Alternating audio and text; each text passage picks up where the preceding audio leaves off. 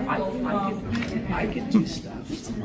Hey, see this guy over here? Doesn't have a job, but he could sit here and film me. No, I actually do have a job. I run my own business. Yeah. No, I have a real job. You're part of the solution. Yeah. You know this. And I'm not. No, I'm. My name is Benjamin Nguyen. Kevin Crye is the District 1 Supervisor for Shasta County. He is currently running for re-election. There is a documented record of how he treats the people who challenge his authority. What follows is mine. On June 28, 2024, I filed a whistleblower complaint through the county's official reporting system.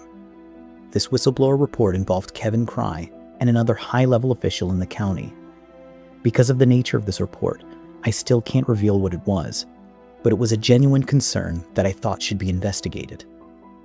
On July 12th, I was placed on administrative leave without explanation. 4 days later, at the July 16th board meeting, Crye gave his regular board report. And people are smart.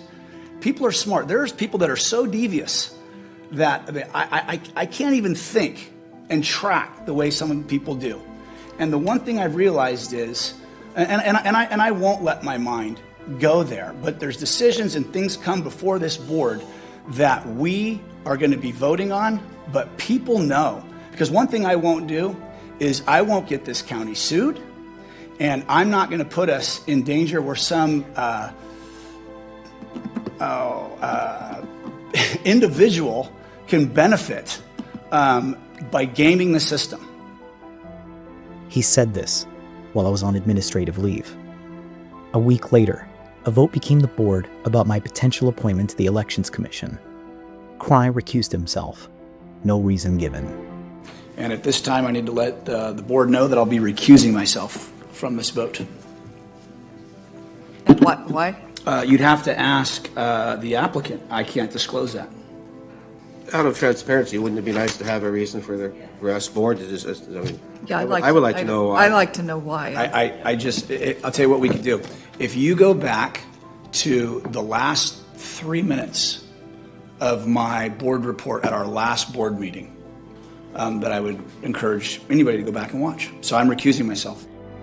September 10th, 2024, the day the county issued its notice to terminate me. As I walked out of the personnel office with that notice, Crye was standing in the hallway, smiling. I had to walk past him to reach the stairs. I said 3 words to him. Congratulations, you won. I applied for unemployment, and I was denied. I appealed. At that hearing, the county's own Director of Support Services was asked, to your knowledge, by the county and I guess the department that would be responsible. So was there any active investigation launched into the complaint filed by the claimant? No. Okay. During my arbitration, Laura Birch, the county's former HHSA director, told leadership my conduct didn't warrant termination. But Crye, who wasn't supposed to know about personnel matters, contacted her anyways, 4 times. Crye's words to her, according to her testimony, is, "We know what you're going to do. You're going to let him go." Seeing no other choice, she signed my termination papers. The arbitrator's ruling, in his exact words, was there was not a just cause for the termination of Benjamin Nguyen.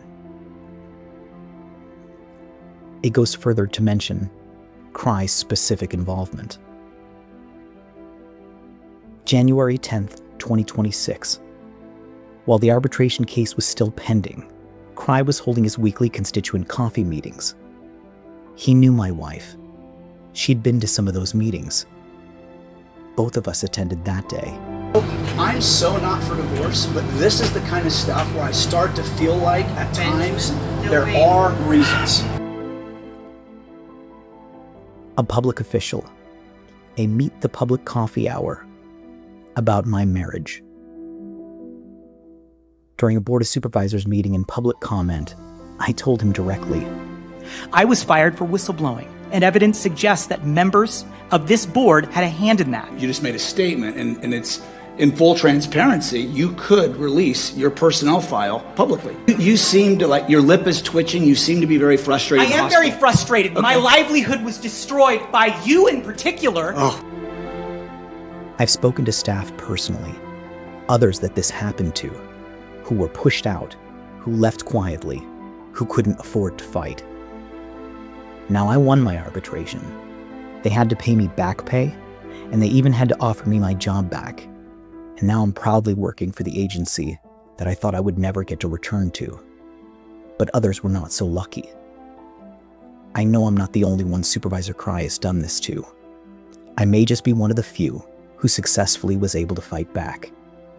And I want other people to know that they can too.